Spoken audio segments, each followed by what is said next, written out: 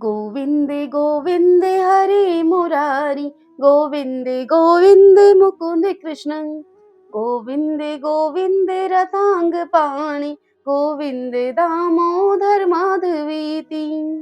श्री लक्ष्मी नारायण भगवान की जय। श्री राधा कृष्णाभ्याम नमो नमः। ओम नमो भगवते वासुदेवाय। आप सभी सुन रहे हैं श्रीमद् भागवतम महापुराण के चतुर्थ स्कंद से अध्याय 25, 26 और 27 की पावन कथा। श्री मैत्रेय जी कहते हैं कि हे विदुर जी, इस प्रकार भगवान शंकर ने प्रचेताओं को उपदेश दिया और फिर प्रचेताओं ने शंकर जी की बड़े ही भक्तिभाव से पूजा की। इसके बाद वे उन राजकुमारों के सामने ही अंतर्ध्यान हो गए। सब के सब प्रचेता जल में खड़े रहकर भगवान रुद्र के बताए हुए स्तोत्र का जप करते हुए 10,000 वर्ष तक तपस्या करते रहे। इन दिनों राजा प्राचीन ब्रही का चित्त कर्म कांड में बहुत रम गया था। उन्हें अध्यात्म विद्या विशारद परम कृपालु नारद जी ने उपदेश दिया। नारद जी ने उनसे कहा कि राजन, इन कर्मों के द्वारा तुम अपना कौन सा कल्याण करना चाहते हो?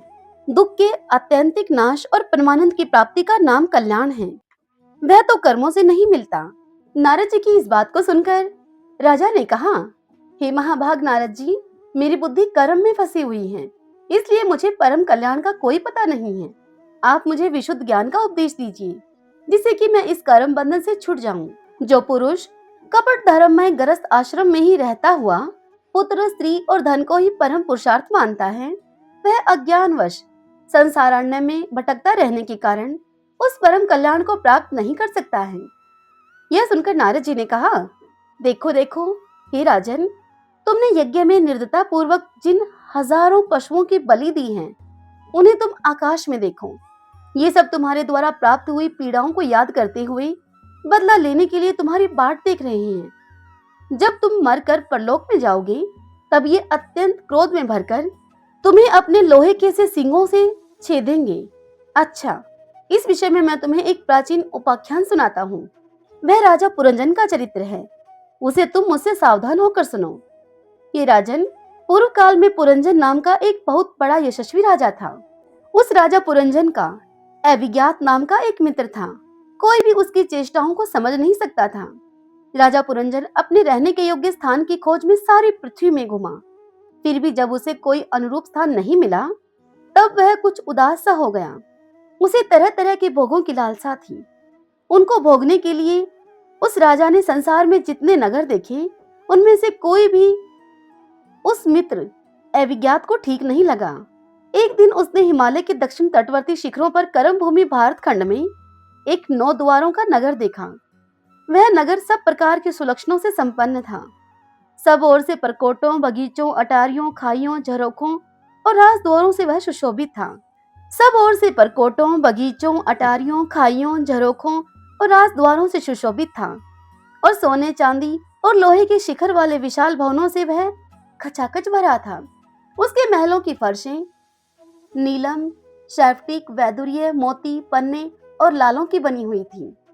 अपनी कांति के कारण वह नागों की राजधानी भोगवतीपुरी के समान ही जान पड़ता था।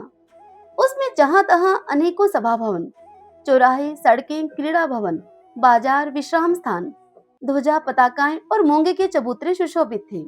उस नगर के बाहर दिव्य वृक्ष और लताओं से पूर्ण एक सुंदर बगीचा था। उस बगीचे में एक सरोवर सुशोभित था। उस सरोवर के आसपास अनेकों पक्षी भांति भांति की बोली बोल रहे थे और भौरे गुंजार कर रहे थे। सरोवर के तट पर जो वृक्ष थे, उनकी डालियां और पत्ते शीतल झरनों के जलकणों से मिली हुई बसंती वायु के झकोरों से हिल रहे थे। इस प्रकार वे तटवर्ती भूमि की शोभा को बढ़ा रहे थे। वहां के वन्य पशु भी मुनि जनोचित अहिंसा आदि व्रतों का पालन करने वाले थे, इसलिए उनसे किसी को कोई कष्ट नहीं पहुंचता था। वहां पर बार बार जो कोकिल की कुहू कुहू की ध्वनि होती थी, उससे मार्ग में चलने वाले बटोहियों को ऐसा भ्रम होता था कि मानो वह बगीचा विश्राम करने के लिए उन्हें बुला रहा हो। राजा पुरंजन ने उस अद्भुत वन में घूमते घूमते एक सुंदरी को आते हुए देखा, जो कि अकस्मात उधर से चली आई थी। उस सुंदरी के साथ उसके 10 सेवक थे, जिनमें से प्रत्येक 100 नायिकाओं का पति था। एक 5 फन वाला सांप उसका द्वारपाल था, वही उसकी सब ओर से रक्षा किया करता था। वह सुंदरी भोली भाली किशोरी थी। और विवाह के लिए श्रेष्ठ पुरुष की खोज में थी।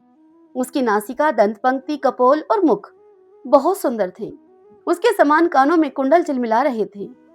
उसका रंग सांवला था। कटी प्रदेश बड़ा सुंदर था। वह पीले रंग की साड़ी और सोने की करधनी पहने हुए थी और चलते समय चरणों से नुपुरों की झनकार करती जाती थी। अधिक क्या कहीं, वह साक्षात कोई देवी सी जान पड़ती थी। वह गजगामिनी वाला, किशोर अवस्था की सूचना देने वाले अपने गोल गोल समान और परस्पर सटे हुए स्तनों को लज्जावश बार बार आंचल से ढकती जाती थी। हे राजन, उसके प्रेम में मटकती हुई भौहें और प्रेम पूर्ण तिरछी चितवन के बाण से घायल होकर वीर पुरंजन ने लज्जा युक्त मुस्कान से और भी सुंदर लगने वाली उस देवी से मधुर वाणी में कुछ यूं कहा। पुरंजन राजा ने कहा उस स्त्री से कि हे कमल दल लोचने, मुझे बताओ तो तुम कौन हो, किसकी कन्या हो? साध्वी, इस समय यहाँ तुम कहाँ से आ रही हो? हे बीरू, इस पुरी के समीप तुम क्या करना चाहती हो? हे शुभ्रू, तुम्हारे साथ इस 11वें महान शूरवीर से संचालित ये 10 सेवक कौन हैं? और ये सहेलियां तथा तुम्हारे आगे आगे चलने वाला यह सर्प कौन है? सुंदरी, तुम साक्षात लज्जा देवी हो अथवा उमा, रमा और ब्रह्माणी में से ही कोई हो। यहाँ वन में मुनियों की तरह एकांतवास करके क्या अपने पतिदेव की खोज कर रही हो तुम? तुम्हारे प्राणनाथ तो तुम उनके चरणों की कामना करती हो। इतने से ही पूर्ण काम हो जाएंगे। अच्छा, यदि तुम साक्षात कमला देवी हो तो फिर तुम्हारे हाथ का क्रीड़ा कमल कहाँ गिर गया है? हे सुभगे, तुम इनमें से तो कोई हो ही नहीं, क्योंकि तुम्हारे चरण पृथ्वी का स्पर्श कर रहे हैं। अच्छा, यदि तुम कोई मानवी ही हो तो लक्ष्मी जी जिस प्रकार से भगवान विष्णु के साथ बैकुंठ की शोभा को बढ़ाती हैं, उसी प्रकार तुम मेरे साथ इस श्रेष्ठ पुरी को अलंकृत करो। देखो, मैं बड़ा ही वीर हूँ और पराक्रमी भी हूँ, परंतु आज तुम्हारे कटाक्षों ने मेरे मन को बेकाबू कर दिया है। तुम्हारी लजीली और रति भाव से भरी हुई मुस्कान के साथ बोहों के संकेत को पाकर यह शक्तिशाली कामदेव मुझे पीड़ित कर रहा है।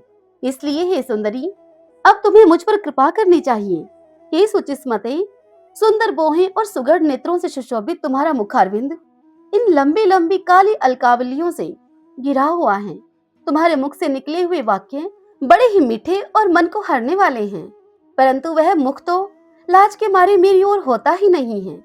जरा ऊंचा करके अपने उस सुंदर मुखड़े का मुझे दर्शन तो करवाओ।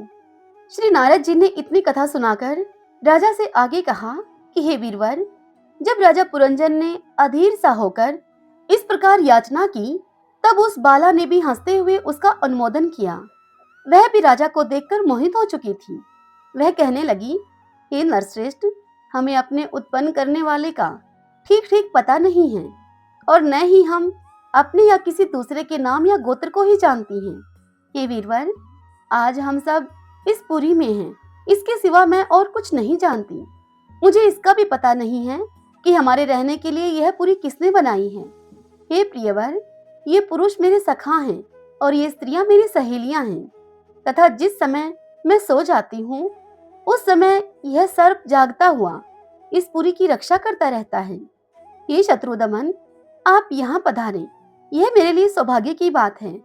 आपका मंगल हो। आपको विषय भोगों की इच्छा है, इसकी पूर्ति के लिए मैं अपने साथियों के सहित सभी प्रकार के भोग आपके लिए प्रस्तुत करती रहूंगी। हे प्रभु, इस 9 द्वार वाली पुरी में मेरे प्रस्तुत किए हुए इच्छित भोगों को भोगते हुए आप सैकड़ों वर्षों तक यहाँ निवास कीजिए। भला आपको छोड़कर मैं और किसके साथ रमण करूंगी?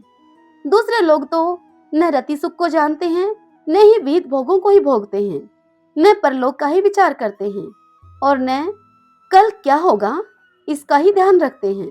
अतएव पशु तुल्य हैं। अहो, इस लोक में ग्रस्त आश्रम में ही धर्म, अर्थ, काम, संतान सुख, मोक्ष, सुयश और स्वर्ग आदि दिव्य लोकों की प्राप्ति हो सकती है। संसार त्यागी यतिजन तो इन सब की कल्पना भी नहीं कर सकते। महापुरुषों का कथन है कि इस लोक में पितृ, देव, ऋषि, मनुष्य तथा संपूर्ण प्राणियों के और अपने भी कल्याण का आश्रय एकमात्र गृहस्थ आश्रम ही है। हे वीर शिरोमणे, लोक में मेरे जैसी कौन स्त्री होगी जो स्वयं प्राप्त हुए आप जैसे सुप्रसिद्ध, उदारचित और सुंदर पति को वरण न करेगी? हे महाबाहो, इस पृथ्वी पर आपकी सांप जैसी गोलाकार सुकोमल भुजाओं में स्थान पाने के लिए किस कामनी का चित्त न लज जाएगा? आप तो अपनी मधुर मुस्कान में करुणापूर्ण दृष्टि से हम जैसी अनाथाओं के मानसिक संताप को शांत करने के लिए हम जैसियों के संताप को शांत करने के लिए ही पृथ्वी पर विचरण कर रहे हैं।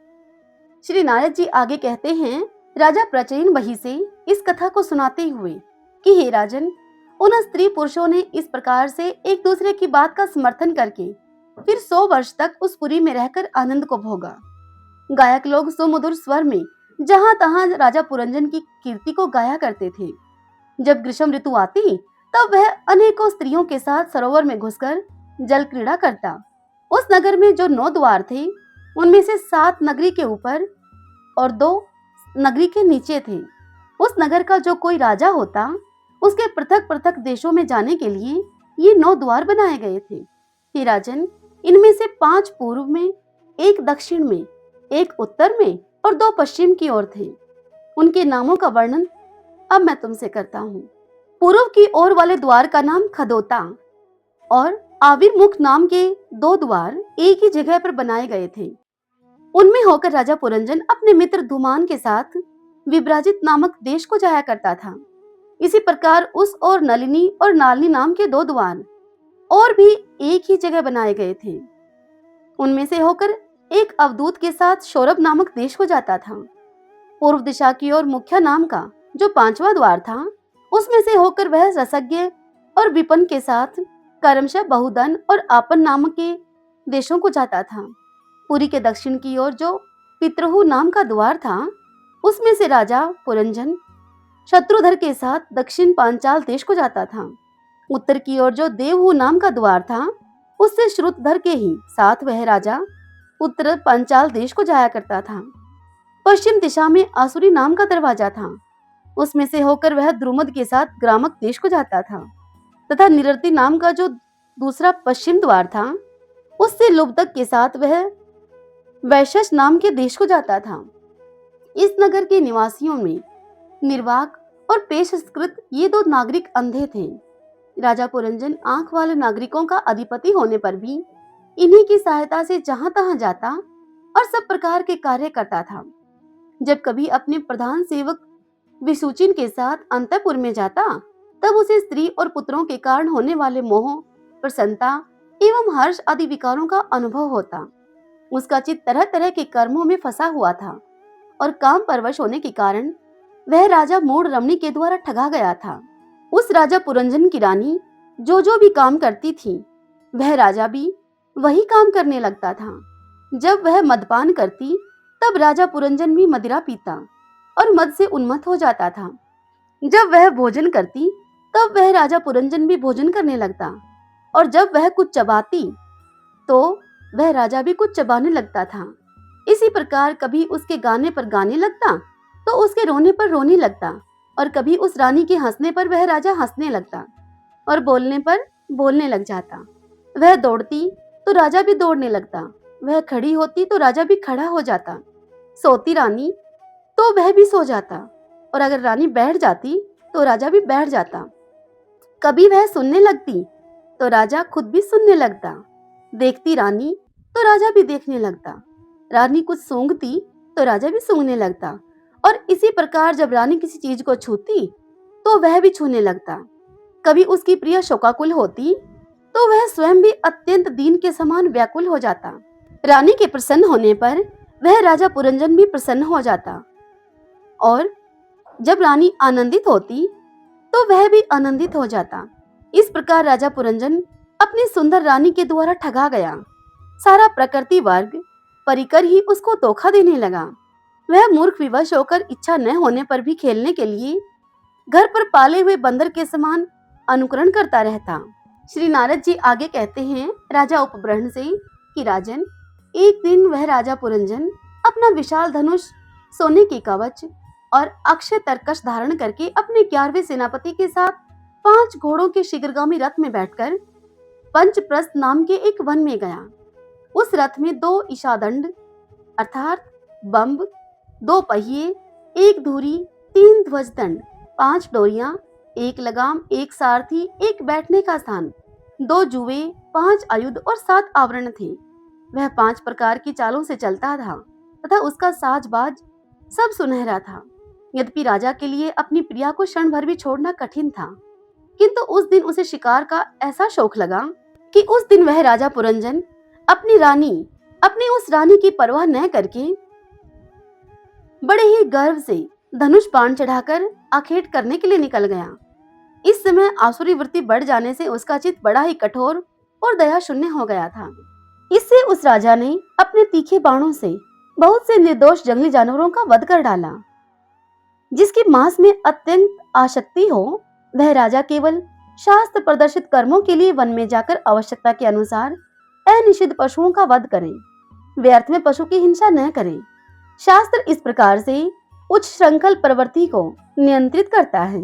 हे राजन, जो विद्वान इस प्रकार शास्त्र नियत कर्मों का आचरण करता है, वह उस कर्म अनुष्ठान से प्राप्त हुए ज्ञान के कारणभूत कर्मों में लिप्त नहीं होता। नहीं तो फिर मनमाना कर्म करने से मनुष्य अभिमान के वशीभूत होकर कर्मों में बन जाता है तथा गुण प्रवाह रूप संसार चक्र में पड़कर विवेक बुद्धि के नष्ट हो जाने से अधम योनियों में जन्म लेता है। इतनी बात कहकर नारद जी राजा उपब्रह्मण से आगे कहते हैं कि हे राजन, राजा पुरंजन के तरह तरह के बाणों से पंखों वाले अनेक जीव छिन्न भिन्न होकर बड़े ही कष्ट के साथ प्राण त्यागने लगे। उसका वह निर्दयता पूर्ण जीव संहार देखकर सभी दयालु पुरुष बड़े ही दुखी हुए, वे इसे सह नहीं सके। इस प्रकार वहां खरगोश, सुअर, भैंसे, नील गाय, कृष्ण मृग, स्याही गाय तथा और भी बहुत से मेद्य पशुओं का वध करते करते राजा पुरंजन अब बहुत थक गया। जब वह राजा थक गया तब वह भूख प्यास से अत्यंत स्थिर होकर वन से लौटकर अपने राजमहल को आ गया और वहां पर आकर उसने यथा योग्य रीति से स्नान और भोजन से निवृत्त होकर कुछ विश्राम करके थकान को दूर किया। फिर गंध, चंदन और माला आदि से सुसज्जित होकर सभी अंगों में सुंदर सुंदर आभूषण उसने पहने। तब उसे अपनी प्रिया की याद आई। वह भोजन आदि से तृप्त, हृदय में आनंदित, मद से उन्मत्त और काम से व्यथित होकर अपनी सुंदरी भार्या को ढूंढने लगा, किंतु उसे वह कहीं भी दिखाई नहीं दी। तब उस राजा पुरंजन ने अपने चित्त में कुछ उदास होकर अंतपुर की स्त्रियों से पूछा कि हे सुंदरियों, अपनी स्वामिनी के सहित तुम सब पहले की ही तरह कुशल से तो हो ना? क्या कारण है कि आज इस घर की संपत्ति पहले जैसे सुहावनी नहीं जान पड़ती? घर में माता अथवा पति प्रायणा भार्या न हो तो वह घर बिना पहिए के रथ के समान हो जाता है। फिर उसमें कौन बुद्धिमान दीन पुरुषों के समान रहना पसंद करेगा भला? अतः तुम बताओ तो, वह सुंदरी कहाँ है जो दुख समुद्र में डूबने पर मेरी विवेक बुद्धि को पद पद पर जागृत करके मुझे उस संकट से उबार लेती है? यह सुनकर स्त्रियों ने कहा राजा पुरंजन से कि हे नरनाथ, मालूम नहीं आज आपकी प्रिया ने क्या ठानी है। ये शत्रु दमन, देखिए तो वे बिना बिछोने के ही पृथ्वी पर पड़ी हुई हैं। श्री नारद जी इतनी बात बताकर आगे कहते हैं राजा प्राचीन वही से कि हे राजन, उस स्त्री के संग से राजा पुरंजन का विवेक नष्ट हो चुका था। इसीलिए अपनी रानी को पृथ्वी पर अस्त व्यस्त अवस्था में पड़ी देखकर वह राजा पुरंजन अत्यंत ही व्याकुल हो उठा। उसने दुखित हृदय से उसे मधुर वचनों के द्वारा बहुत कुछ समझाया, किंतु उसे अपनी प्रेयसी के अंदर अपने प्रति प्रणय कोप का कोई चिन्ह नहीं दिखाई दिया। हे राजन प्राचीन वही, वह राजा पुरंजन मनाने में बड़ा ही कुशल था, इसलिए अब पुरंजन ने धीरे धीरे उसे मनाना आरंभ किया। उसने पहले उसके चरण छुए, फिर उसको गोद में उठाकर बड़े प्यार से कहने लगा। पुरंजन उससे बोला, हे सुंदरी, वे सेवक तो निश्चय ही बड़े अभागे हैं, जिनके अपराध करने पर स्वामी उन्हें अपना समझकर शिक्षा के लिए उचित दंड नहीं देते। सेवक को दिया हुआ स्वामी का दंड तो उस पर बड़ा ही अनुग्रह ही होता है। जो मूर्ख हैं, उन्हीं को क्रोध के कारण अपने हितकारी स्वामी के किए हुए उस उपकार का पता नहीं चलता। सुंदर दंतावली और मनोहर भौहों से शोभा पाने वाली है मनस्वनी, अब यह क्रोध तुम दूर करो और एक बार मुझे अपना समझकर प्रणय भार तथा लज्जा से झुका हुआ एवं मधुर मुस्कान में चितवन से सुशोभित अपना मनोहर मुखड़ा दिखलाओ। आहो, भ्रमर पंक्ति के समान नीली अलकावली, उन्नत नासिका और सुमधुर वाणी के कारण तुम्हारा वह मुखारविंद कैसे मनमोहक जान पड़ता है। हे वीर पत्नी, यदि किसी दूसरे ने तुम्हारा कोई अपराध किया हो तो वह भी मुझे बताओ। यदि वह अपराधी ब्राह्मण कुल का नहीं है तो मैं उसे अभिदंड देता हूँ। मुझे तो भगवान के भक्तों को छोड़कर त्रिलोकी में अथवा उससे बाहर ऐसा कोई नहीं दिखाई देता जो तुम्हारा अपराध करके निर्भय और आनंद पूर्वक रह सके। हे प्रिय, मैंने आज तक तुम्हारा मुख कभी भी तिलकहीन, उदास, मुरझाया हुआ, क्रोध के कारण डरावना, कांतिहीन और स्नेह शून्य नहीं देखा है, और न ही कभी तुम्हारे सुंदर स्तनों को ही शोक अश्रुओं से भीगा हुआ, तथा तुम्हारे इन बिंब फल के समान अधरों को स्निग्ध केसर की लाली से रहित देखा है मैंने। मैं व्यसनवश तुम्हारे बिना पूछे ही शिकार खेलने के लिए चला गया, इसलिए अवश्य मैं अपराधी हूँ। फिर भी अपना समझकर क्या तुम मुझ पर प्रसन्न नहीं होगी? कामदेव के विषम बाणों से अधीर होकर जो सर्वदा अपने अधीन रहता है, उस अपने प्रिय पति को उचित कार्य के लिए भला कौन कामिनी स्वीकार नहीं करती। ओम नमो नारायण, ओम नमो नारायण। श्री नारद जी आगे कहते हैं राजा प्राचीन वही से कि हे राजन, इस प्रकार वह सुंदरी अनेकों नखरों से राजा पुरंजन को पूरी तरह से अपने वश में करके उसे आनंदित करती हुई विहार करने लगी।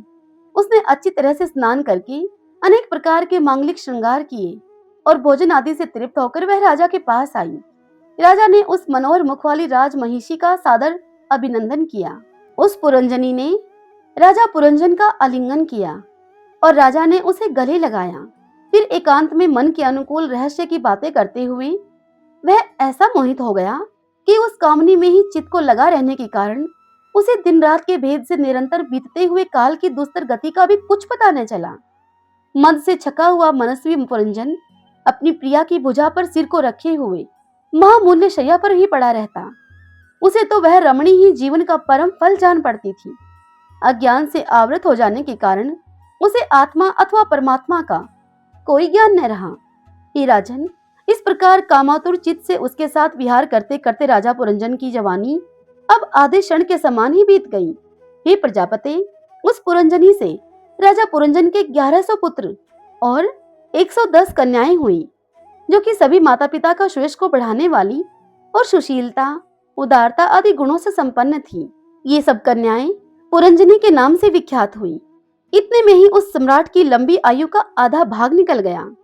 फिर पांचाल राज पुरंजन ने पितृवंश की वृद्धि करने वाले पुत्रों का वधुओं के साथ और कन्याओं का उनके योग्य वरों के साथ विवाह कर दिया। पुत्रों में से प्रत्येक के 100-100 पुत्र हुए। उनसे वृद्धि को प्राप्त होकर पुरंजन का वंश सारे पांचाल देश में फैल गया। इन पुत्र, पौत्र, ग्रह, कोष, सेवक और मंत्री आदि में दृढ़ ममता हो जाने से वह पुरंजन इन विषयों में ही बंध गया। फिर तुम्हारी तरह उसने भी अनेक प्रकार के भोगों की कामना से यज्ञ की दीक्षा लेकर तरह तरह के पशु हिंसा में घोर यज्ञों से देवता, पितृ, भूतपतियों की आराधना की। इस प्रकार वह पुरंजन जीवन भर आत्मा का कल्याण करने वाले कर्मों की ओर से असावधान और कुटुंब पालन में ही व्यस्त रहा। अंत में वृद्धावस्था का वह समय आ पहुंचा जो कि स्त्री लंपट पुरुषों को बड़ा ही अप्रिय होता है। हे राजन, चंडवेग नाम का एक गंधर्व राज है। उस गंधर्व राज के अधीन 360 महाबलवान गंधर्व रहते हैं। इनके साथ मिथुन भाव से स्थित कृष्ण और शुक्ल वर्ण की उतनी ही गंधर्वियां भी हैं। ये बारी बारी से चक्कर लगाकर भोग विलास की सामग्रियों से भरी पूरी नगरी को लूटती रहती हैं। गंधर्वराज चंडवेग के उन अनुचरों ने जब राजा पुरंजन का नगर लूटना आरंभ किया, तब उन्हें 5 फण के शरप प्रजागर ने रोक दिया। यह पुरंजनपुरी की चौकसी करने वाला महाबलवान सर्प 100 वर्ष तक अकेला ही उन 720 गंधर्वियों से युद्ध करता रहा। बहुत से वीरों के साथ अकेले ही युद्ध करने के कारण अपने एकमात्र संबंधी प्रजागर को बलहीन हुआ देखकर अब राजा पुरंजन को अपने राष्ट्र और नगर में रहने वाले अन्य बांधवों के सहित बड़ी चिंता हुई।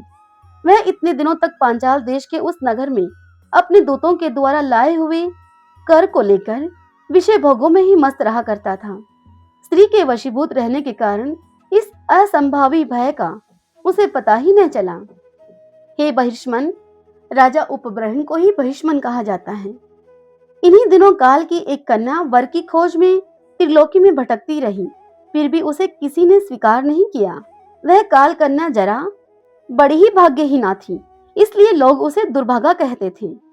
एक बार राज ऋषि पुरु ने पिता को अपना यौवन देने के लिए अपनी ही इच्छा से उसे वर लिया था। इससे प्रसन्न होकर इसने उन्हें राज्य प्राप्ति का वरदान दे दिया था। एक दिन मैं ब्रह्मालोक से पृथ्वी पर आया तो वह घूमती घामती मुझे भी मिल गई। तब मुझे नैष्टिक ब्रह्मचारी जानकर कामातुर होने के कारण उसने मुझे वरना चाहा। अब नारद जी अपने बारे में बता रहे हैं। तब हे राजन, मैंने उसकी प्रार्थना को स्वीकार नहीं किया। इस पर उसने अत्यंत कुपित होकर मुझे यह दुसह श्राप दिया कि तुमने मेरी प्रार्थना को स्वीकार नहीं किया, इसलिए तुम एक स्थान पर अधिक न ठहर सकोगे।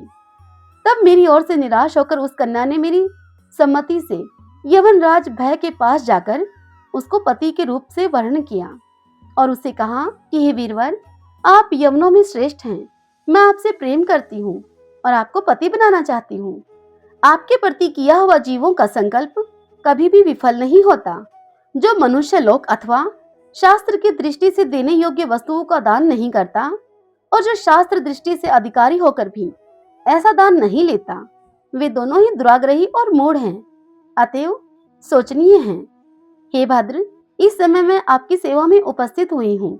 आप मुझे स्वीकार करके मुझे अनुग्रहित कीजिए। पुरुष का सबसे बड़ा धर्म दीनों पर दया करना ही है। काल कन्या की ऐसी बात को सुनकर यवनराज ने अब विधाता का एक गुप्त कार्य कराने की इच्छा से मुस्कुराते हुए उस काल कन्या से कहा कि मैंने योग दृष्टि से देखकर तेरे लिए एक पति निश्चित किया है। तू सबका अनिष्ट करने वाली है, इसलिए किसी को भी तू अच्छी नहीं लगती और इसी से लोग तुझे स्वीकार नहीं करते। अतः इस कर्म जनित लोक को तू अलक्षित होकर बलात् भोग। तू मेरी सेना लेकर जा। इसकी सहायता से तू सारी प्रजा का नाश करने में समर्थ होगी। कोई भी तेरा सामना न कर सकेगा। यह प्रज्वार नाम का मेरा भाई है और तू मेरी बहन बन जा। तुम दोनों के साथ मैं अव्यक्त गति से भयंकर सेना को लेकर सारे लोकों में विचरण करूंगा। हरि ओम तत्सत। ओम नमो नारायण। ओम नमो नारायण। ओम श्री परमात्मने नमः। आज की यह कथा यहीं तक। इससे आगे की कथा कल हम अगले अध्याय में सुनेंगे। भक्तजनों, यदि आपने इससे पहले की कथाएं अभी तक नहीं सुनी हैं, तो वह भी आप प्लेलिस्ट में जाकर सुन सकते हैं। कल की कथा में हम सुनेंगे राजा पुरंजन को स्त्री योनि की प्राप्ति और अविज्ञात के उपदेश से उसका मुक्त होना। आज की यह कथा आप सबको कैसी लगी? पसंद आई हो तो वीडियो को लाइक कीजिए, कमेंट बॉक्स में ओम नमो नारायण लिखिए और अपने किसी एक अपने के साथ जरूर शेयर कीजिए। जय श्री कृष्णा। राधे राधे।